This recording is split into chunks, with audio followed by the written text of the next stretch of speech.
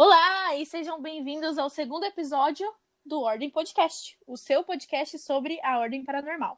O meu nome é Nana e você pode me encontrar no Twitter como @Zerbit com 2 R's. E aqui comigo eu tenho... Oi, aqui é a Júpiter, eu sou do @LittleStarCoin, caso você não me conheça do Twitter, mas eu tô aqui para apresentar junto com a Ana e junto com o nosso convidado aí especial dessa semana. Oi, gente, Se tudo bem? apresente. Bom, meu nome é João, pra falar a verdade, mas todo mundo me chama de Golart, eu não sei por quê. Sinceramente, eu não sei. Mas o meu arroba no Twitter é Nascorites, mas é mais ou menos isso, tô sempre aí, se precisar é só chamar. Gostei do bordão, se precisar é só chamar. Bora começar então? Bora. Bora que.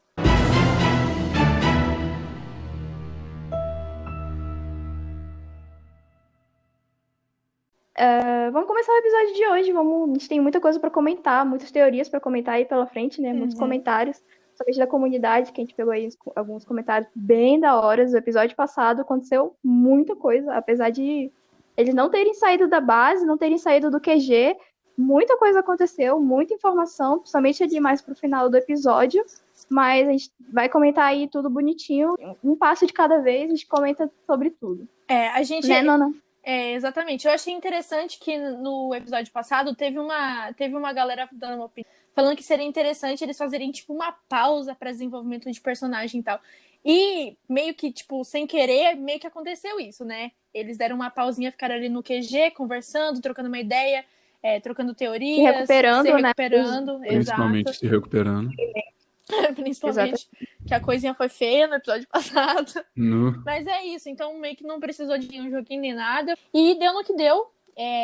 Um episódio aí cheio de coisas pra se comentar em questão mais de personalidade do que de ação em si. E eu gostei bastante do episódio passado, viu? Olha, necessariamente, creio que a intenção do episódio passado era pra tentar falar mais um pouco do backstory de cada personagem, só que foi focando muito mais no backstory mais pro final da Beatriz, né?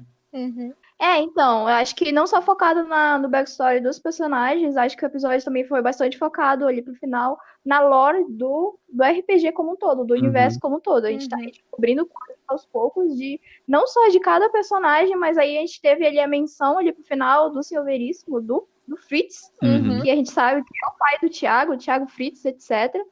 E aí a gente vai aos pouquinhos desenrolando um nozão aí que vem desde a primeira temporada, agora pra segunda, pra terceira. E vamos ver no que isso vai dar, né?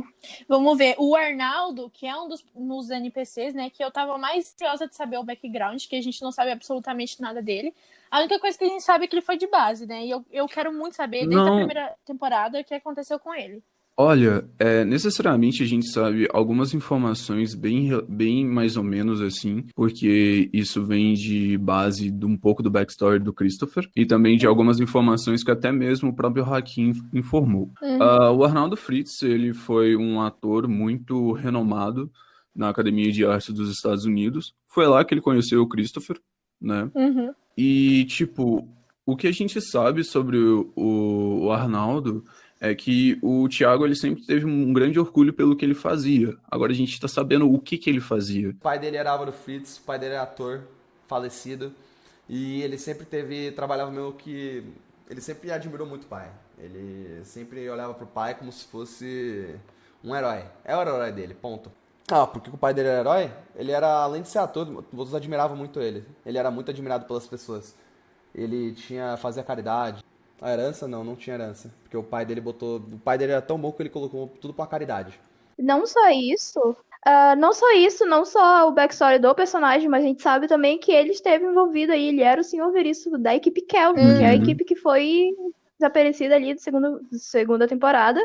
Ele que foi quem treinou a equipe Kelvin, e na segunda temporada ali, naquele episódio, episódio 15, que é o episódio que mostra um pouco do que aconteceu com a equipe Kelvin, a gente já sabe que ele já estava morto desde aquela época, assim, já estava morto há um tempo. Realmente, e eu também queria saber o que aconteceu em Recife.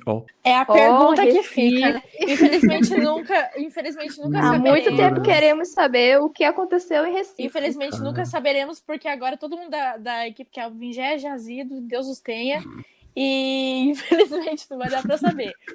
Mas uma coisa que a gente via é que o Arnaldo, no episódio da equipe Kelvin, o Arnaldo já falava que eles deixaram ele sozinho para morrer, não é mesmo? Eu não sei eu não sei o que eu tô fazendo aqui, mas eu sei que vocês estão aqui comigo agora. E vocês vão pagar por ter me abandonado, por ter me deixado morrer sozinho.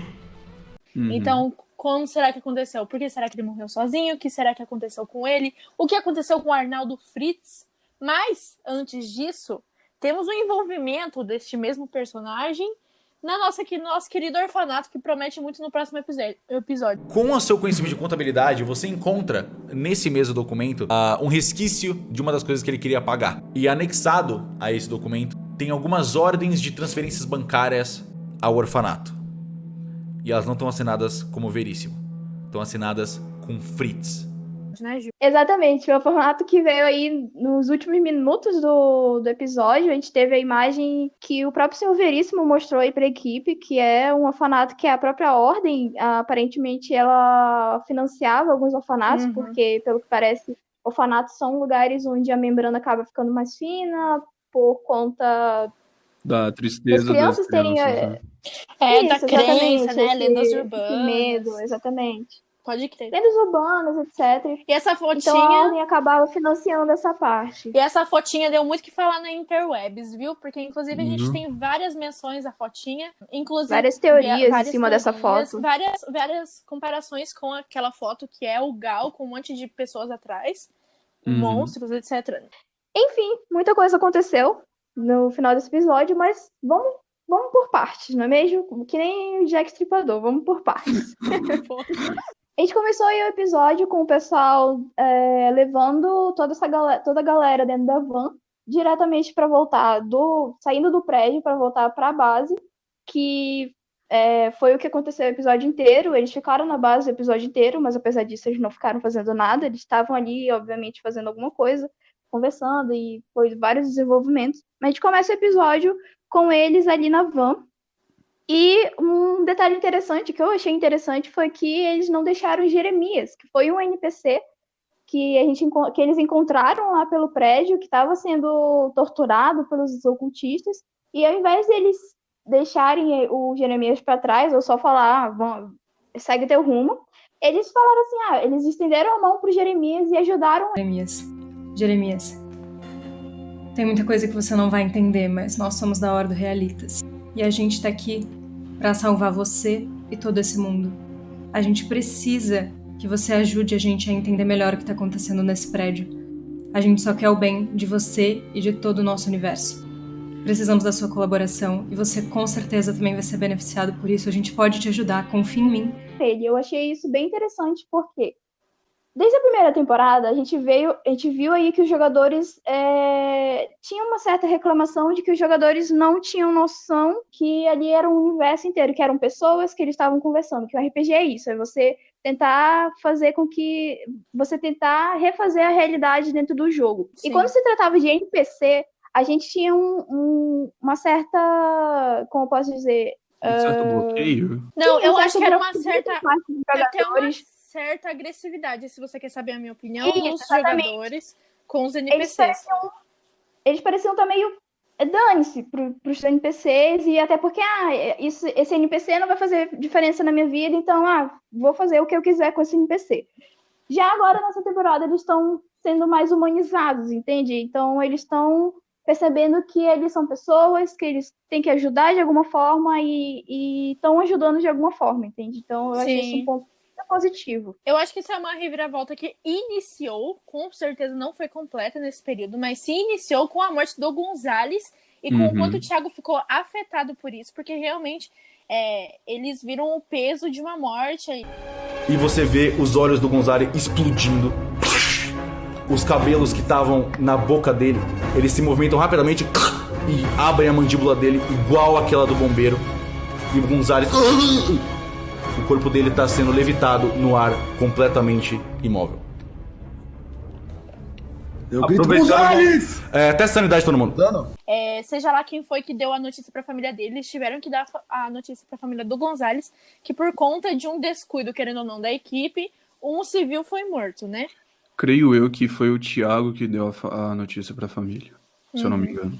E é muito interessante pelo fato de que todos os personagens eles estão explorando cada vez mais esses NPCs que o nosso querido mestre coloca na mesa, porque talvez ele pode tanto ser recompensador para a pessoa, tanto não, como foi Ferreiro. nem a questão do Ferreiro. O ocultista que o Joey tentou ajudar? Exatamente, é ele que eu ia me lembrar. Ah, sim. Mais uma vez. De quem é esse sangue? É dos porcos que a gente mata. E ele vai tentar te dar uma cabeçada. De surpresa. Era pra ter pagado! Sim, sim. Certo? Então, tipo assim, vendo aquela cena que o César virou o Capitão Nascimento por 2 segundos, foi interessante. Maravilhosa. Foi óbvio. Eu adoro. Que isso? Quietinho, senta aí, senta na borda do elevador, senta na quina! É a polícia? Eu não tenho nada a ver Não com isso! fala nada, Eu não fiz cuzão, nada, boca eu não fiz nada, eu não fechada! tenho nada a ver com isso! Foi incrível, mas também vendo que, tipo, pelos 2 momentos, a gente consegue ver o que antes acontecia, nessa cena, antes acontecia, que era, tipo, muito mais agressivos, essas coisas, e uma pessoa bondosa, que foi o Joey, que ele sempre foi uma pessoa bondosa. Eu acho que isso foi bem coerente da parte do Joey, tanto do Joey, acho que a Beatriz também estendeu a mão pro Jeremias. Eu acho que, apesar de tudo que tá acontecendo, eles terem essa compaixão por parte dos NPCs, eu acho isso muito bonito dentro do RPG. Também concordo. Concordo plenamente. Assim como o João citou ainda agora, eles podem ser recompensados, e querendo ou não, mais pra frente do episódio, eles foram recompensados com o Joey ajudando o Jeremias. Mais tarde no episódio a gente vai comentar sobre isso. O Jeremias, ele fala algumas informações muito importantes sobre aquilo que eles estão procurando, que é A véia. a Elizabeth Weber. A véia. Sim, a véia. Olha, vou ser bem O que que você ia sincera, falar? viu? Vocês podem me chamar de doida, de paranoica, mas eu não confio muito no Jeremias. Eu tô achando que ele tem um quezinho, sabe? Assim, eu acho que eles não devem confiar em ninguém. Isso é um fato. Tipo, a gente sempre.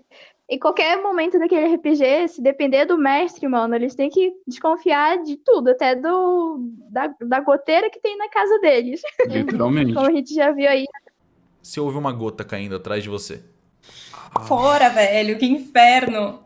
Você olha pra trás e a sala do Senhor Veríssimo tem uma fresta. Literalmente, até a goteira da casa deles tem que ser desconfiada. Fizeram até uma comparação com o NPC do Jeremias no tabletop, com uma foto de uma das pessoas que tá atrás do Gal na abertura, e parece bastante, viu?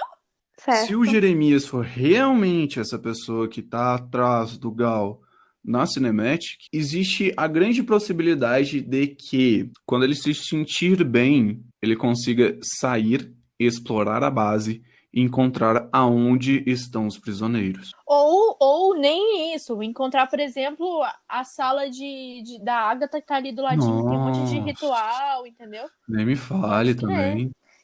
Que foi um ponto também bem interessante nesse episódio, né? Ele girou em torno aí também de transcender.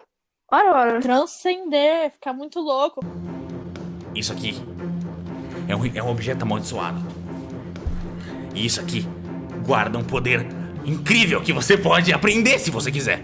E a gente acabou de conseguir atingir o ponto exato que eu tô tentando atingir há meses. Pra transcender perfeitamente, você pode aprender se você quiser. Você pode ser meu teste, você quer testar? Você quer aprender? Que tipo de poder? O que você acha? Transcender na minha cidade é outra coisa.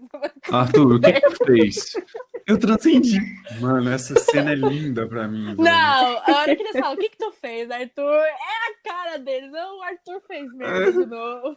Mano, essa cena em si, velho, é a melhor, na minha opinião, velho. O que rolou?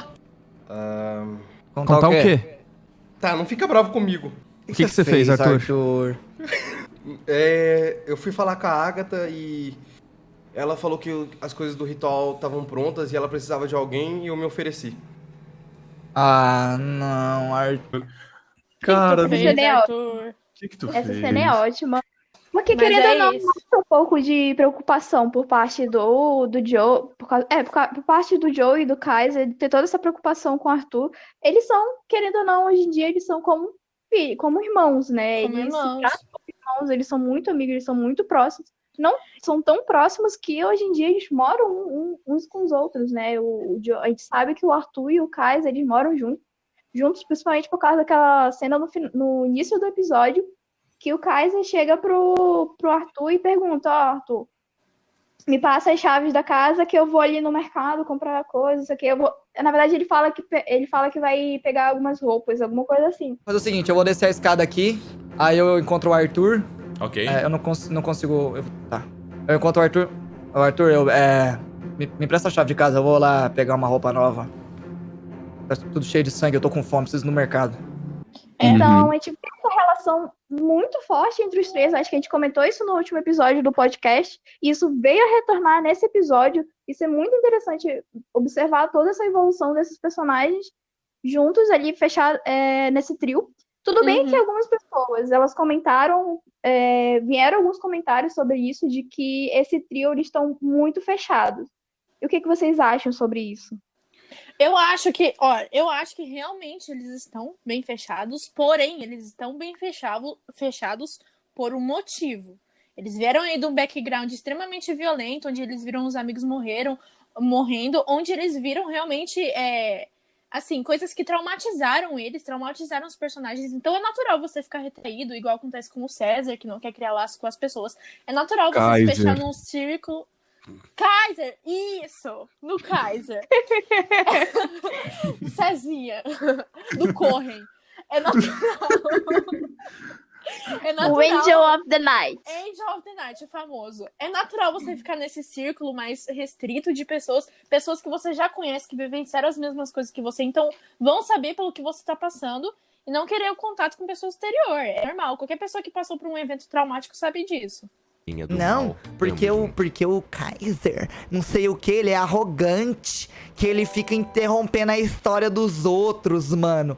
Você não entendeu nada! Você não entendeu nada! Não ficou óbvio que eu não quero ser amigo de ninguém porque eu perdi todos os meus amigos, caralho! Eu achei que tinha ficado óbvio. Olha, minha opinião sobre isso é realmente esses três estão muito fechados, mas mesmo que eles estejam muito fechados, a relação que os três têm é algo que impressiona qualquer um, sabe? Tipo, a questão de que o Kaiser ser o mais fechado de todos, porque ele nem consegue olhar nos olhos dos outros por conta de problemas pessoais mesmo que ele desenvolveu, e vendo que o Joey ainda mantém essa preocupação generalizada pelas outras pessoas, que deu pra perceber isso no segundo episódio. E o Arthur, eu acho que é a peça mais solta desse quebra-cabeça de 3 peças. É a peça que fica conversando com todo mundo, é a pessoa mais receptiva. Então, tipo, dá pra perceber uma gradação. O César, Kaiser, é o mais fechado. O Joey é o meio termo. E o Arthur é o mais aberto e tal, conversa com todo mundo e essas coisas. Eu acho que cada um tem sua forma de lidar, né? Exatamente, isso que eu ia comentar, que cada um, eles são personagens únicos, cada um tem sua personalidade, mas que, querendo ou não, eles são, entre a equipe inteira, eles são mais ligados. E aí a gente vê essas reclamações de que eles estão fechando o circo, que eles estão só entre si, que eles não estão deixando os outros personagens se desenvolverem. Eu acho isso injusto, muito injusto com os personagens, porque, cara, eles estão ali, eles não são obrigados. Tipo assim, a missão se passou em pouquíssimas horas, não tem nenhum dia que eles estão juntos, não tem nenhum dia que eles estão se envolvendo, e eles não são obrigados a serem amigos, a contarem. Na verdade, eu acho que seria super estranho se, sei lá, o Fernando, do nada, sentasse numa mesa e sentasse e falasse, gente, então, eu morri. E é isso que aconteceu comigo, sabe? Um negócio tão pessoal, tão deles, não seria muito estranho eles só sentarem ali na mesa e contarem isso pra todo mundo. Ficaria uma roleplay super forçada, né? Se você for parar pra pensar, a Liz e o Thiago eram um pouco assim no começo do Segredo na Floresta, eles eram mais fechados no mundinho dele. E eles conseguiram, tipo, incluir o Joey, primeiramente, depois incluir o César, entendeu? Então, acho que é uma questão de convivência mesmo. Não tem muito o que fazer. É aguardar os próximos capítulos. Eu acho que essa galera que tá assistindo tá reclamando demais. Eles são muito prematuros. Ainda tem muita coisa que acontecer aí pela frente. Não querendo falar nada, mas é isso aí. Muita gente reclamou sobre o fato do Kaiser também ter cortado o Fernando na hora que ele foi se apresentar. O Kaiser até falou, eu não quero que você se apresente. Aí depois o Calango... Não quero ouvir não quero você. ouvir, Aí ele falou, então não vou me apresentar. Aí o Kaiser falou, tudo bem. E depois o Calango ainda falou, eu te cortei de propósito mesmo. Eu prefiro não. Então não vou me apresentar. Tá bom? Brincadeira, vou sim. Eu sou o Fernando, vocês me conhecem, às vezes me chamam de Luciano porque eu... O que a gente tem exatamente do Sidney? Eu interrompi mesmo. De propósito. Boa. O que a gente tem do Sidney? Por quê? Porque o Calango não gosta do Luiz? Porque o Kaiser não gosta do Fernando, do Lúcifer, do Luciano, que seja? Não, cara. É porque é da personalidade do Kaiser não querer se aproximar das pessoas. Ele não quer ver mais gente que ele gosta morrer.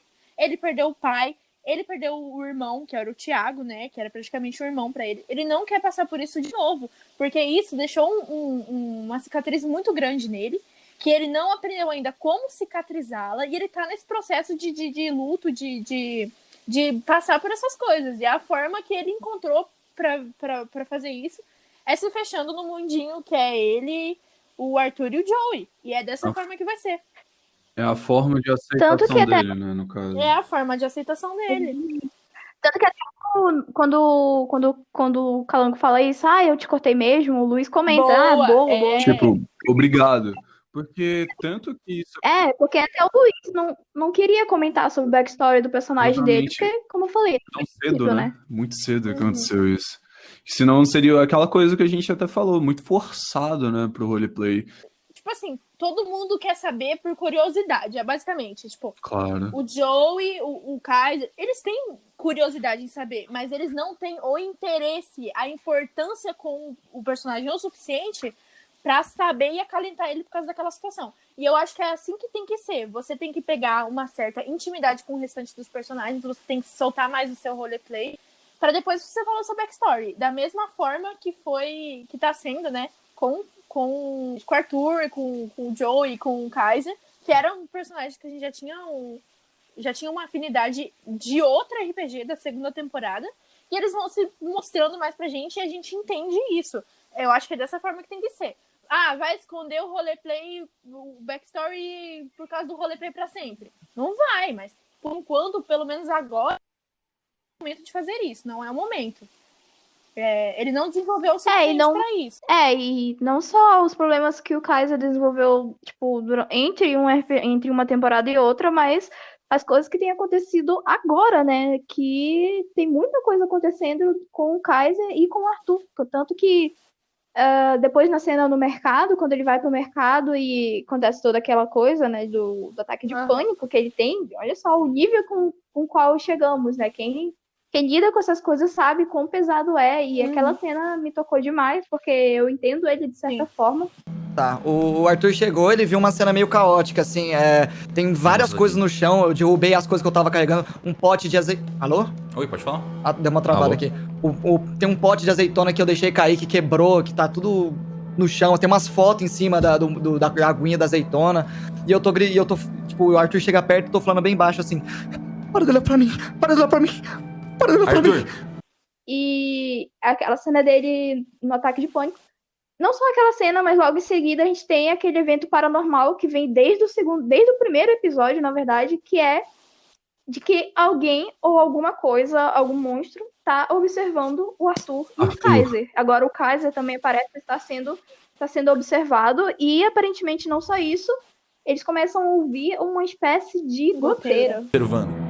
E você vê a pupila dele começa a se separar em duas pupilas diferentes. E ele começa a tremer um pouquinho. E você vê um pouquinho de água surgindo ao redor dele.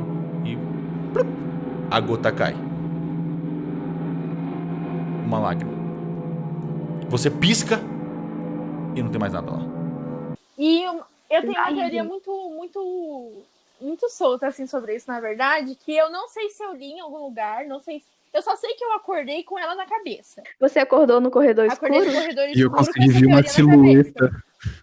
Eu vi uma silhueta e a silhueta me falou o seguinte: a possibilidade de Elizabeth Weber estar do outro lado e ela ser a pessoa que está observando tanto Kaiser quanto Arthur. Eu acho essa teoria meio um pouquinho viajada, mas tipo assim, é porque a Gabi, a gente não sabe nada, né, até agora. A Gabi, ela solta umas coisas no Twitter, na live dela. Ela fala que sabe de tudo, é isso que ela fala sempre. Eu sei de tudo, vocês que não sabem, vocês não acreditam em mim, mas eu sei de tudo. Então pode ser que essa fala de eu sei de tudo, pode ser que signifique... E aí todas essas vezes que, tipo, a Gabi foi incisiva em falar que ela estava morta. Então pode ser, entendeu? Em uma morte do outro lado, talvez. Esteja do outro lado e seja morta tecnicamente, mas não tá morta de verdade. Enfim, a gente não tem como saber exatamente o que essa sensação de ser observado que o Arthur tá tendo, que o Kaiser agora nesse episódio passou a ter também. Toda aquela cena do Kaiser falando, não olhe pra mim, não olhe pra mim, e ele saindo da loja e olhando pra trás, e tem realmente um olho olhando pra ele, e a pupila se separa, e a lágrima desce, a gente não sabe exatamente o que isso significa.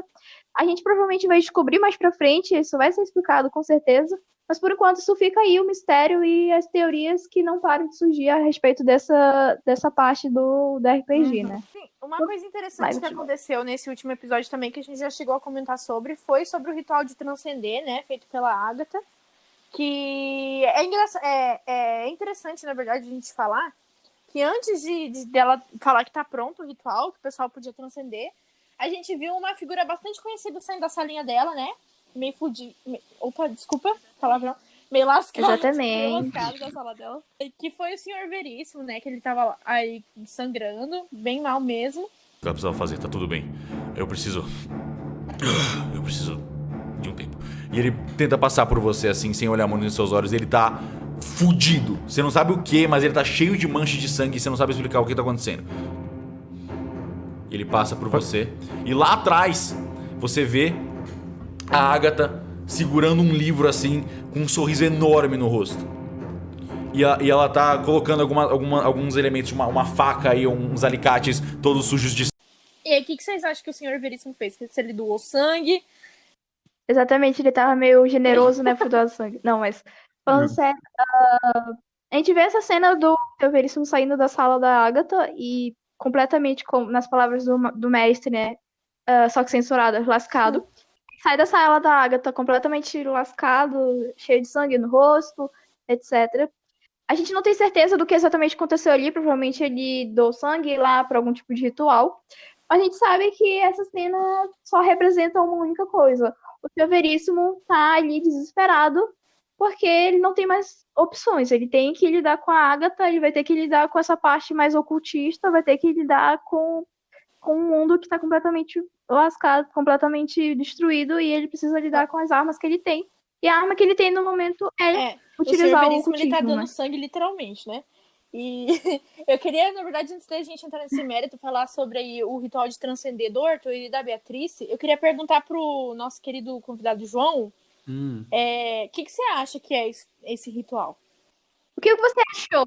Cara, o que você achou disso? é aquela tudo? coisa que até uma fala do Senhor Veríssimo ele menciona que agora a Ordem ela tá combatendo fogo contra fogo, né? Porque eles perceberam que finalmente o outro lado ele está com bem mais força do que a da Ordo Realitas, mas eu creio que essa transcendência, vamos dizer assim, dos personagens pode trazer outras mecânicas muito interessantes para o roleplay. Além de trabalhar muito mais com a sanidade dos nossos dos nossos personagens assim queridos. Então, eu aconselho a todos vocês que estão escutando esse podcast separar um lencinho assim para lágrimas, porque há possibilidades de, assim, pessoas ficarem insanas. Com certeza. Exatamente. E aí, isso é uma coisa que, na verdade, a gente já recebeu um spoiler com o trailer de... O Enigma do Medo? O Enigma do Medo, exatamente. Que a Mia faz lá os rituais e ela perde sanidade por conta disso. E é por isso que ela leva o Lupe sempre com ela, né?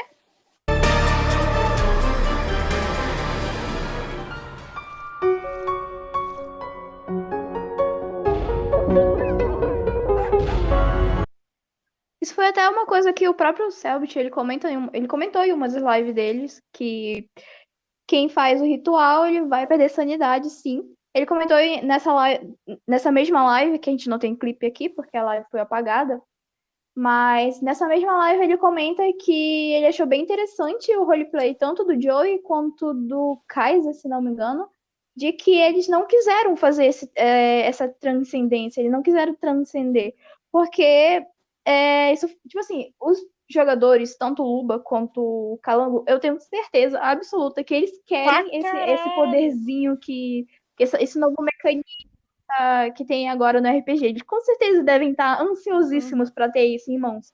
Mas não faz parte dos personagens deles, não faz parte da personalidade dos personagens dele querer fazer isso. Tanto o Joey quanto o Kaiser não vão com a cara da Agatha e não vão entregar de mão beijada assim, fazer esse tipo de coisa. Então, o mestre até elogiou esse roleplay, tanto dos dois jogadores, e ele disse que até acrescentou sanidade desses dois jogadores, e tanto o Arthur e a Beatrice, que fizeram o ritual, eles perderam a sanidade, mas mais por uma questão de realmente esse tipo de ritual vai tirar sim sanidade, porque, enfim, todo ocultista que a gente viu até agora é completamente insano. A gente tá aí, por exemplo, o síndico Sidney completamente louco. No episódio em que ele é morto, e o Joey vai lá e olha as coisas dele, ele encontra ali uma foto da família dele, que ele era um cara normal. Joey, mexendo nas coisas, você vê uma foto dele com o que parece ser uma mulher e uma criança. Ele parece ser feliz e parece uma foto meio antiga, de outros tempos. Outro Sidney.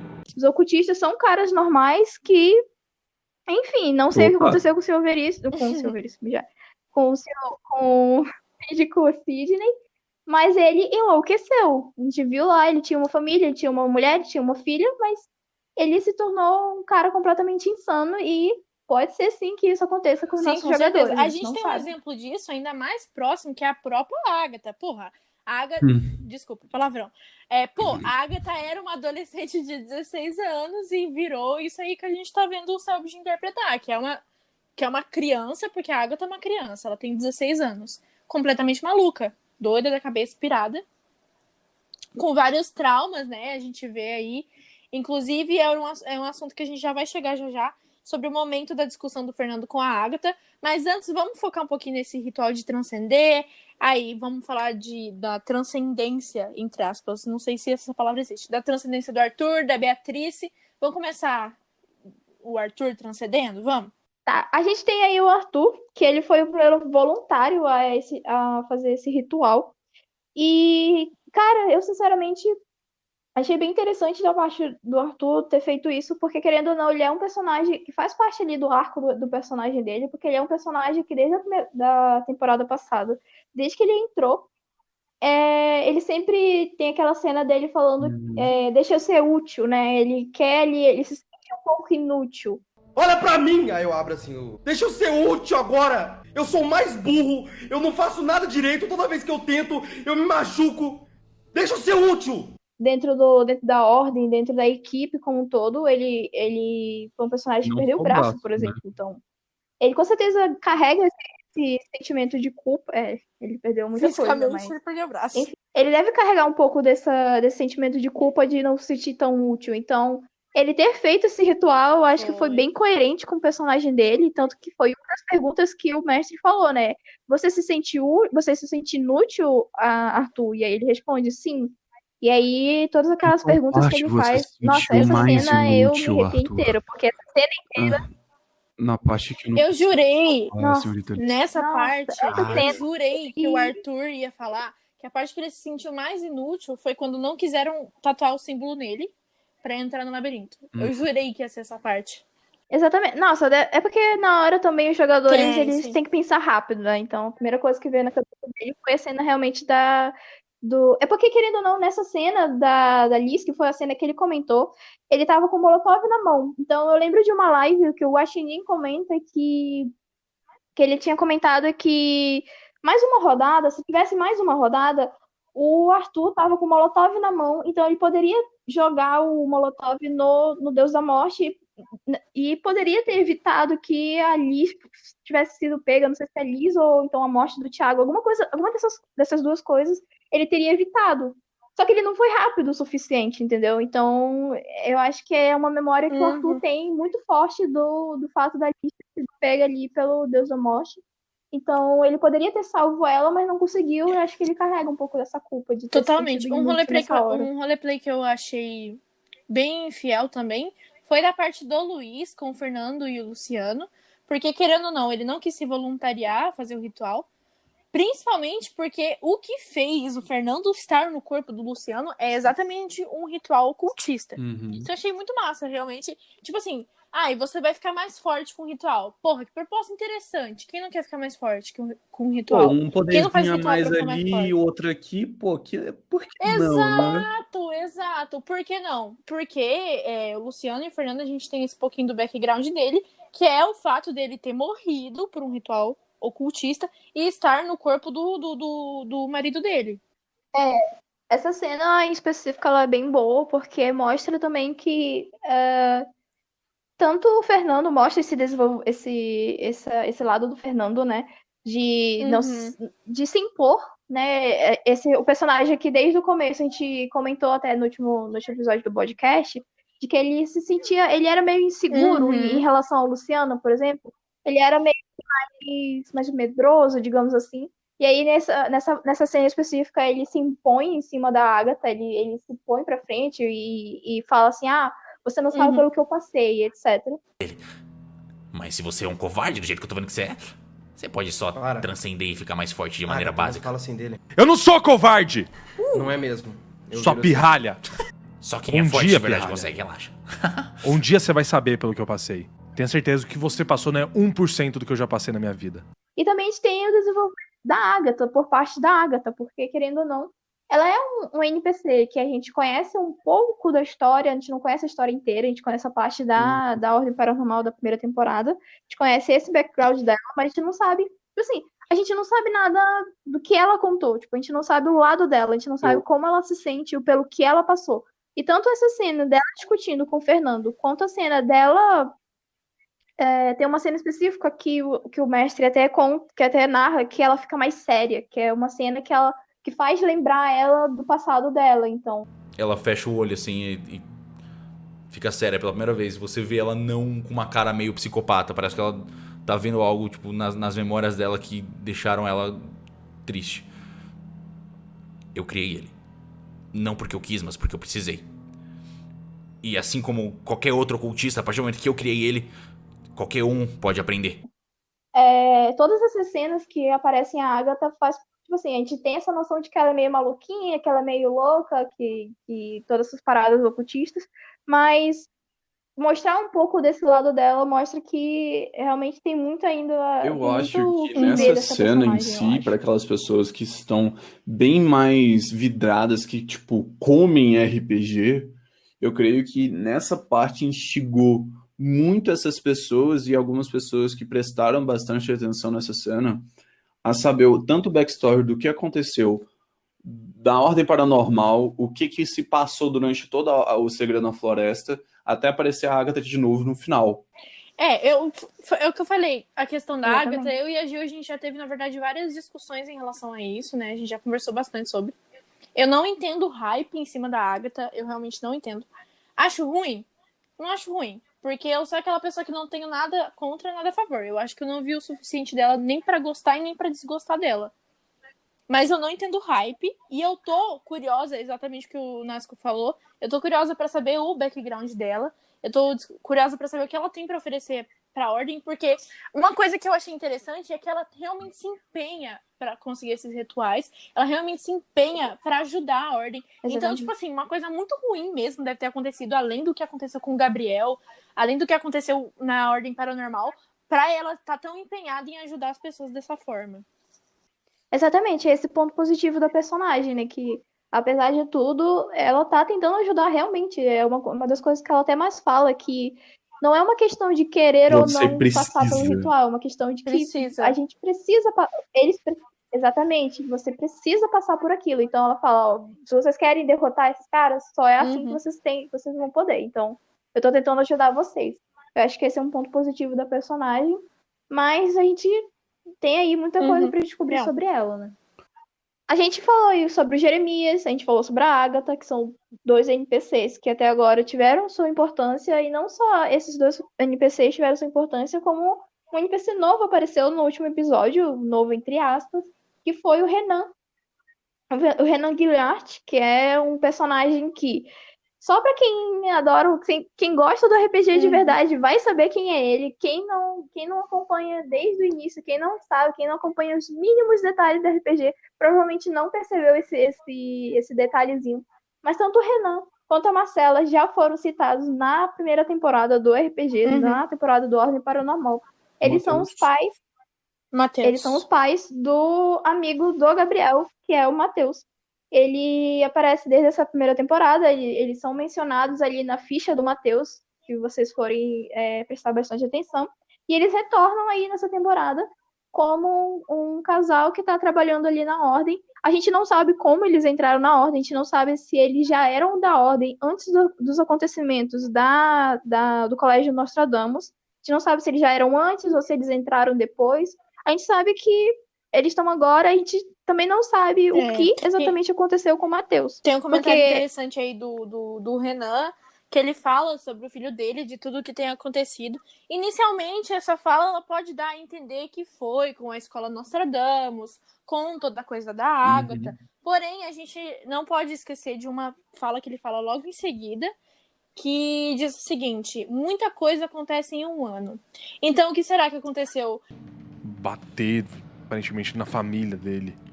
Ia matar familiares. Meu Deus, situação horrível. Eu nunca me acostumo, sabe? Desde o que aconteceu com meu filho, eu não parece ser verdade ainda. Aconteceu muita coisa em um ano. Ainda é difícil acreditar em tudo que aconteceu. Dá a entender que ele tá se referindo ao que aconteceu no Colégio Nostradamus, mas a gente tem que lembrar que até agora o Matheus não apareceu, né? A gente não sabe o que aconteceu com o Matheus até agora e será que alguma coisa aconteceu nesse meio tempo? Será que algo depois do Colégio Nostradamus aconteceu? Será que essa coisa que aconteceu tem relação com a Agatha? Porque, querendo ou não, durante o RPG, a primeira temporada, a Liz, o Thiago, o Daniel e o Alex vão até a casa dele, vão até a casa do Matheus, e o Matheus atende eles. E o Matheus tá super bem, assim, em comparação, né, a tudo que aconteceu, ele parecia estar super bem. Eu encosto na grade. Oi, garoto. Oi? Tudo bem? Então, meu nome é Liz, eu sou cientista forense e a gente precisava conversar com algumas pessoas da escola porque a gente viu na sua ficha que você é muito inteligente e tudo mais. A gente só queria entrar e conversar um pouquinho. Vai ser papo rápido. Ele olha pra trás assim. Tá, mas meus pais estão em plantão. E aí a gente tem esse comentário do Renan que é de tipo, eu não acredito que aconteceu com meu filho, muita coisa aconteceu em um ano. Então, tipo, o que aconteceu? Será que foi algo grave ou será que ele só tá mencionando o que tinha acontecido no colégio e tal? E eu acho que pode ter um pouco a ver com o que deixou a Agatha abalada também. Porque a gente se lembra que na Ordem Paranormal, quando eles mentem, né, que o Matheus tinha morrido, a Agatha, que até então eles acreditavam ser o Gabriel, ainda fala, o Matheus morreu? Então, assim, ela tem essa surpresa, né? E assim, ela tem. Então dá a entender que dentre todos, exato, tem um tom de preocupação, né? Então pode ser aí que estejam linkadas as histórias, que o que aconteceu com o Matheus afetou tanto os pais dele ali, falando sobre ele na Ordem, quanto com a Agatha, quando ela ficou mais séria, ela falou por tudo que ela passou e tal. Então é interessante a gente pensar nisso também. Bom, ainda mantendo na família Grillard, voltando pro Renan, o Renan que fez os primeiros cuidados em cima do Jeremias, que é agora o nosso fator mais importante. O Jeremias, depois que ele se recuperou bastante, ele ficou meio abalado mesmo do que aconteceu, e muitas das pessoas, principalmente o Joey, começou a fazer perguntas para cima do Jeremias se ele tinha visto uma senhora. Talvez aquele rapaz Jeremias tenha visto ela, talvez ele reconheça o rosto. Eu vou esperar ele acordar pra mostrar e depois eu te devolvo, ok? Alice parece que ela foi reconhecida pelo Jeremias, pelo cara que a equipe tinha resgatado lá no prédio. Ele era ele era um dos moradores de rua que foi capturado pelos ocultistas. E ele estava ali no meio das outras pessoas. Ele não era o único, obviamente. E todo o tempo estava chegando meio que caminhões cheios de pessoas. E aí ele comenta, quando ele vê uma das fotos, quando ele vê a foto da Liz, né, ele comenta que ele reconhece aquela mulher e que ela era uma mulher bem diferente das outras pessoas, que ela era uma mulher que aparentava ter mais aquisições do que as outras pessoas. Então ela se destacava entre a multidão, digamos assim. Ele, na hora... Eu lembro dela. Eu lembro dela porque ela era uma das únicas que não pareciam que moravam na rua, assim como a gente. Ela estava no caminhão com você? Ele levanta o olhar à sua direção, assim, e ele, tipo, olha com um olhar meio triste. Eles já levaram ela. Pra onde? Faz uma semana. Imagina as pessoas que levaram ela pelo caminhão, que aquele provavelmente ali era o pior. Ele até comentou que o síndico Sidney, ele não tinha medo de ninguém, mas parecia ter muito medo das pessoas tatuadas que levaram a Liz, né? Exatamente. Eu não sei quem é essa mulher ou exatamente o que eles faziam com quem eles levavam no caminhão, mas se o que eles faziam com a gente já era ruim, ele olha pra vocês. O que esses homens tatuados devem estar fazendo com ela deve ser pior ainda. Então a gente tem aí finalmente uma ideia de onde pode estar a Liz. A gente não tem certeza, obviamente, porque, enfim, foi só um reconhecimento. Mas a gente tem essa ideia e é pra onde o segundo episódio, o próximo episódio vai ser levado. Aparentemente eles vão ir atrás da Liz. No orfanato, né?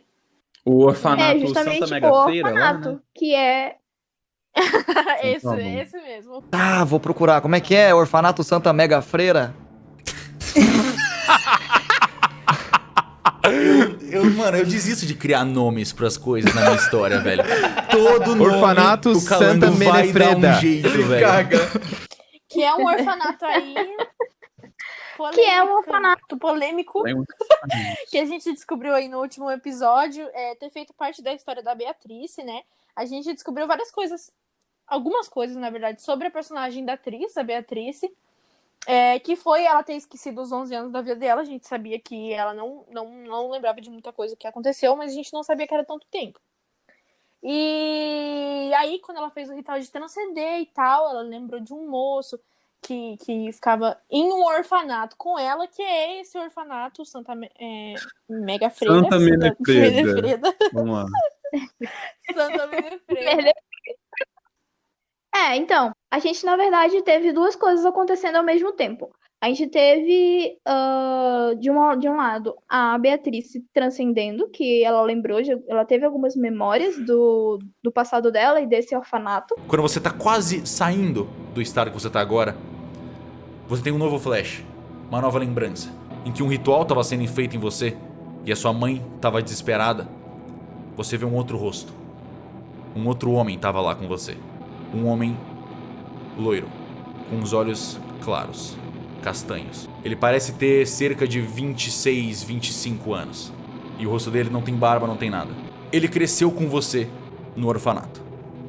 Você reconhece esse rosto. E não é o Dante. E a gente também tem, por outro lado, o Kaiser descobrindo algumas coisas que ele hackeou ali pelo Senhor Veríssimo. Descobriu algumas coisas sobre o Senhor Veríssimo. Tudo foi completamente deletado. Propositalmente. Nos últimos 9 anos? Os arquivos, todas as informações sobre esse orfanato foram completamente apagadas. E você não consegue entender o motivo porque você tirou normal.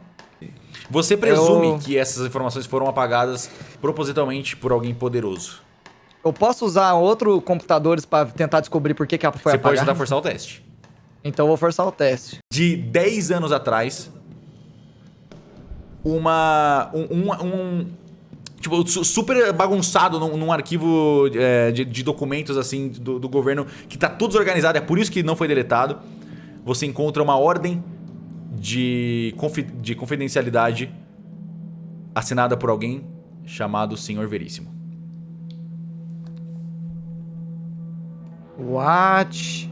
Que depois, pesquisando mais sobre, ele descobriu, eles foram falar com o Senhor Veríssimo propriamente dito, e ele descobriu que a Ordem, como a gente comentou lá no início do podcast, que a Ordem estava financiando alguns orfanatos e ligou uma coisa a outra. Obviamente, o orfanato que o Senhor Veríssimo estava financiando é o mesmo orfanato que a Beatrice também estava, e a gente tem aquela imagem, aquela fotinha das crianças do orfanato, e bem no centro dela nós temos quem? Exatamente, Beatriz. E ao lado dela, aparentemente, um personagem muito curioso, que é o Dante. E não só veio da comédia, né, que é uma referência. Ai, nosso aí, Deus, Hakim voltou! mas também é o personagem do Hakim. Dentro da cela tem um homem loiro, entre 20 a 30 anos, bem magro, pálido. E ele tá sentado no escuro, a luz acende, ele limpa o óculos e fala: Oi, gente, tudo bem? Voltou, o Hakim voltou diretamente dos mortos, literalmente. Voltou como um ocultista, que foi uma coisa muito legal. Achei muito bacana ter um personagem que agora é do outro lado, né? Além da Agatha, que é um NPC. Agora a gente tem um personagem mesmo que vai ser interpretado por Sr. Hakim, que a gente já tava sentindo falta. Eu, pelo menos, tava morrendo de saudade. E olha, eu queria comentar Exatamente. uma coisa muito A gente tava morrendo de saudade do importante, Hakim, né? que foi uma coisa que aconteceu tanto pro Kaiser. O Kaiser comentou que o seu melhor amigo, Bruno, tinha voltado. E ele voltou cheio de tatuagens. E você sabe onde é que isso vai parar, né? Exatamente, nossa, muito bom ponto, e realmente, que e não só isso, que ele havia voltado, mas na imagem, na fotinha do orfanato, o mestre comenta que o rapazinho que tá ali mais à direita, de regatas, o Kaiser reconhece como o próprio Bruno, não é mesmo? Mas o Kaiser, especialmente, não reconhece lá na direita, tá brincando, o da regata mano. branca. É o Bruno. Eu vejo... Eu saio da sala. Kaiser? Então a gente tem não só a ligação da foto do orfanato com a Beatriz e com o Dante, mas também Eu com acho o que Kaiser. está Então tudo tá tudo ligado ligado ao de alguma orfanato, forma. não Eu tem acho isso como. incrível.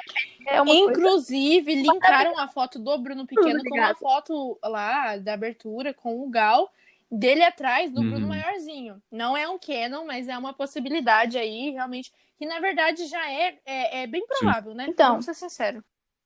Então, não só essa ligação. E ele como é louco, né? A gente tem essa ligação da foto do orfanato com o Kaiser, tem a ligação com a Beatriz, com o Dante. E aí a gente tem essa ligação também com o Sr. Fritz, né? Que a gente comentou que tem essa relação com o pai, com o Tiago. Então, o pai do Tiago ali tem essa ligação. Aparentemente, ele... Parece que o Senhor Veríssimo, né? Que mandou São pra dois conta senhores do Tiago, veríssimos, do Senhor Veríssimo, do Arnaldo, desculpa, eu tô errando alguma coisa.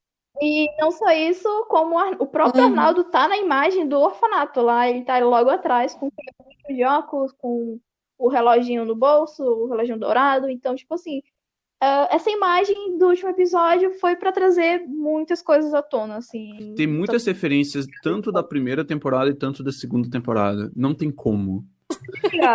Duas referências que ele fez muito boas. O Renan é igual o Milo do Atlântida. Now, some of you may ask, why Atlantis? It's just a myth, isn't it? Pure fantasy. Não, mas vocês viram, sabe outra referência muito boa? Vocês viram os 3 espiões demais? Aí eu fico me perguntando, não, peraí. Aí eu fico me perguntando, será que o Jerry é outro Senhor Veríssimo? Meu Deus, e todo esse tempo, as 3 espiões demais estavam batalhando contra o cultista. Tudo entregado. Nossa, ia ser muito louco. Esse tempo. Teorias do chat. Por falar em teorias, vamos para as teorias. Vamos. Teorias, opiniões. Acho que já falou. Então tá, o primeiro comentário é um comentário / opinião da nossa querida Shei. Te amamos, @Sheila_TWT. Comentou o seguinte: acho que o Fernando meio que se sente como um parasita por estar ocupando o corpo do Luciano na maioria do tempo. Talvez seja por isso que ele tem medo do Luciano deixar de amá-lo. Ele não perderia só o marido se isso acontecer, ele perde o corpo também. Eu acho bem aceitável esse medo que o Luciano tem, do Fernando tem de se sentir insuficiente, sabe? Tem aquela cena que acho que a gente comentou no último episódio do podcast, que tem aquela cena dele com a Beatriz, que ele fala que ele se sente insuficiente, que ele é muito inseguro, sabe? De ele não saber se realmente o que o Luciano, porque querendo ou não, o que o Luciano faz por ele, caraca, ele empresta o corpo dele pra ele, sabe? Então, será que ele dá amor o suficiente? E toda essa insegurança muito dele é tipo, bem pensar, compreensível é até, igual, eu acho. igual eu achei falando no comentário, ele se sente um parasita, né? Ele não tem próprio corpo, ele precisa ficar usando do marido dele. E é muito louco pensar que, tipo assim, eles mantêm uma relação, mas eles nunca mais se viram, eles nunca mais se tocaram, sabe? Que não é agoniante, é agoniante pra mim pensar isso. Cara, eu acho que o amor que o Luciano tem pelo Fernando de doar o próprio corpo para manter a alma do seu amado vivo, caralho, saiu até poético. Para manter a alma do seu amado vivo, eu acho que é tipo perfeito, cara. Ó, a Nath, @NathLovesBagi, falou o seguinte: eu não sei, mas é uma boa hipótese. Acho que a Liz foi pega de propósito pelos ocultistas, para no meio do caminho deixar pistas para a Ordem. Já que a Gabi disse que a Liz não tinha mais nada a perder, eu acho que o personagem se sacrificaria pelos outros. Tem outro comentário que é muito parecido com esse, que é da Laura, a hashtag Desconjuração, que é o da @LauraWeber01. Ela fala assim: eu acho que a Liz foi levada pro orfanato porque perceberam que ela era da Ordem e acharam que ela tinha potencial para virar ocultista.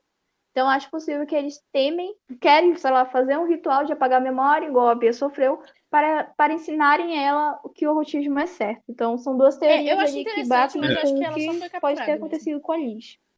Eu acho que pode ser que os ocultistas tenham percebido que ela meio que tenham suspeitado da movimentação dela ali naquele prédio. Pode ser que eles tenham suspeitado e capturado ela de alguma forma por acharem que ela é da Ordem e dessa forma quiserem fazer algo, mas eu não posso perceber. A Mi, do @MDVolcomen, comentou o seguinte: teoria aqui. A porta quebrada atrás é o orfanato, e quando eles chegarem lá, eles vão encontrar o Gal e o resto dos ocultistas, que também são os antigos amigos da Bia e do Dante que moravam com eles no orfanato. Desde que as artes originais dos personagens saíram, sempre a galera montou várias teorias em relação ao fundo, né, dos personagens. Diziam que iam ser duas equipes separadas e tal, porque cada uma tinha um fundo diferente. E quem tinha um fundo mais diferente entre todos era a própria Beatriz, que atrás da imagem dela tinha a foto de uma porta muito misteriosa, que também é a mesma porta que aparece no teaser do RPG, que é aquele teaser que aparece os pesadelos dos personagens, e também é a mesma porta que aparece atrás dos ocultistas. Então, essa teoria diz que, na verdade, essa porta, ela é a porta do orfanato. Também é a mesma porta que o Dante tá. Então, se a gente ligar todos os pontos, dá pra dizer que os ocultistas estão lá no orfanato da mesma forma que o Dante e a Bia têm essa ligação direta com esse orfanato, estão no mesmo lugar, que parece a porta de um lugar bem imponente, no caso, seria o orfanato.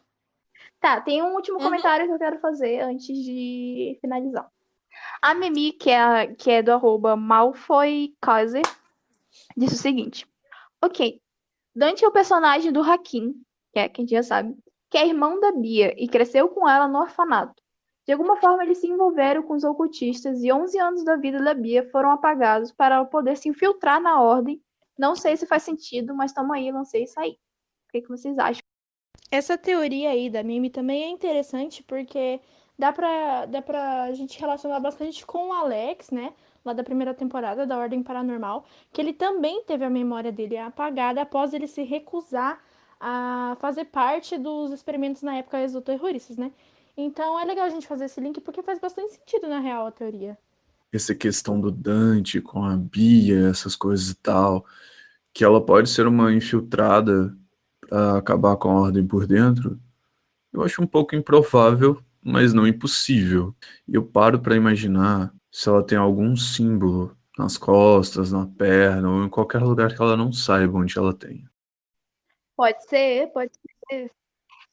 E por falar em símbolo, uma coisa que eu queria muito citar, que é um negócio que eu achei muito, meu Deus, explodiu minha cabeça. No trailer do game, do jogo do Ordem Paranormal, tem um frame muito específico, que é tipo um ponto, eu não sei se vocês viram, mas que aparece a ficha do Senhor Veríssimo. E lá tem do Senhor Veríssimo, que é tipo, eu sou tipo sanguíneo, O positivo, O negativo, Senhor Veríssimo, não sei o quê.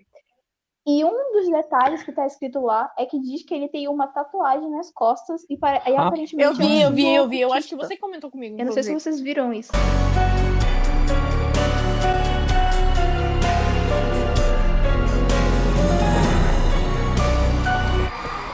E aparentemente, Senhor Veríssimo aí, não sei. Estamos vendo aí, né? Ele tá muito hard aí nesse negócio de ocultistas, não sei se vocês sabem.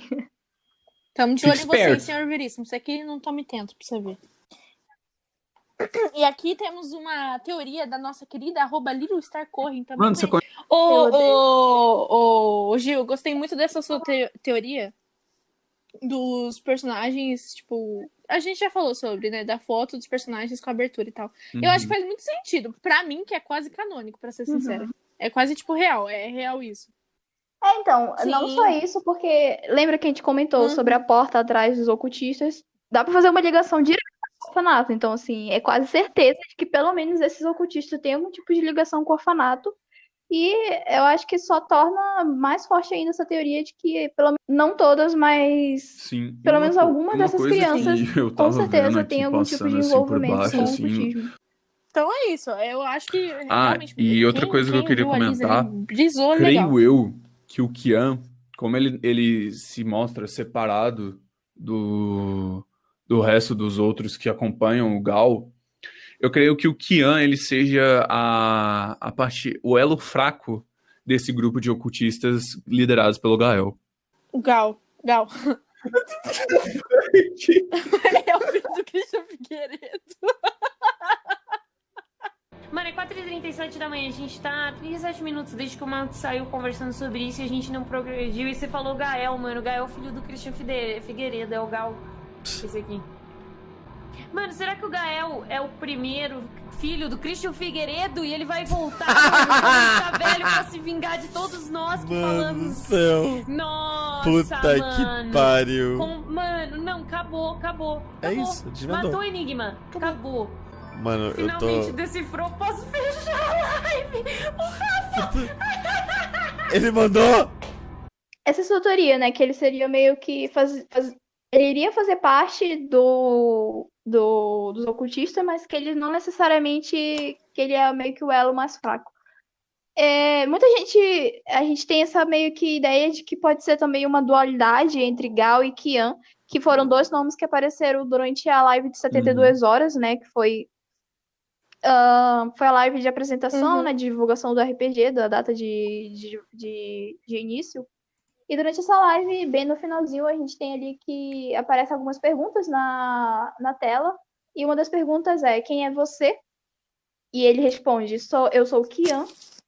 E mais tarde, mais pra frente, ele pergunta, quem é Kian?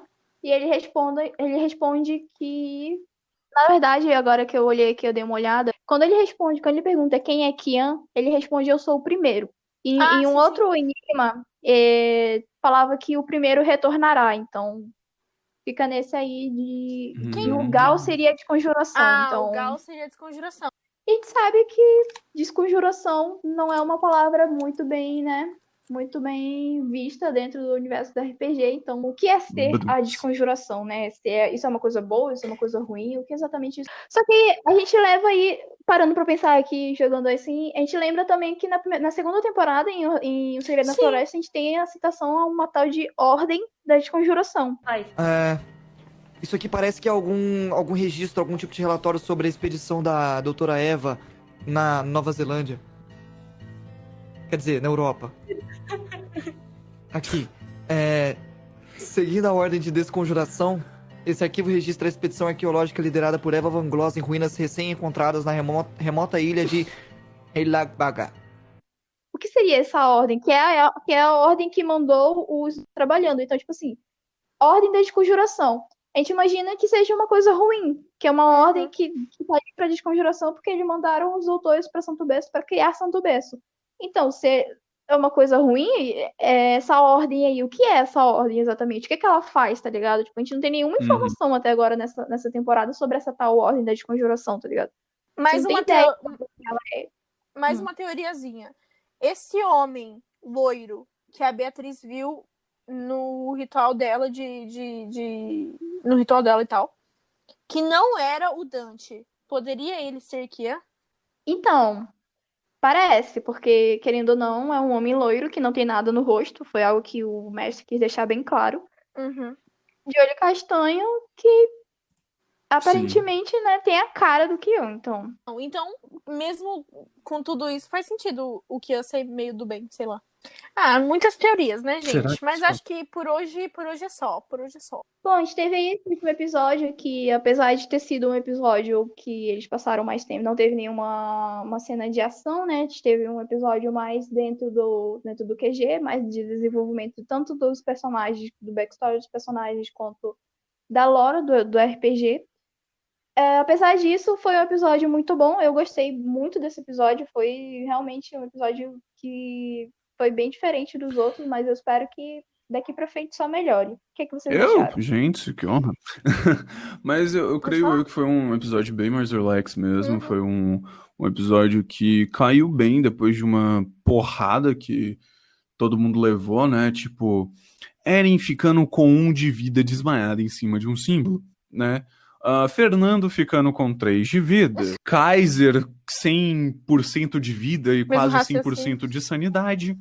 Mas 12/12. esse episódio mesmo foi algo pra tanto explorar todos os lugares do QG, saber o que tem dentro do QG, porque por ser um QG de uma Ordo, né, tem que ser um lugar bem imponente, bem grande, né, para poder dar um acesso muito para os seus agentes e descobrir algumas outras coisas, né, tipo personagens que fazem referências a outras temporadas, personagens que podem surgir e que surgiram pra gente. Então foi muito bom esse episódio. Exatamente. E pra finalizar esse episódio do podcast,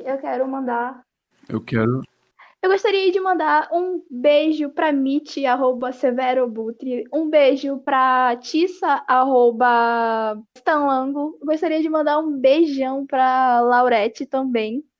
E pra Ellie, @EllieFritz.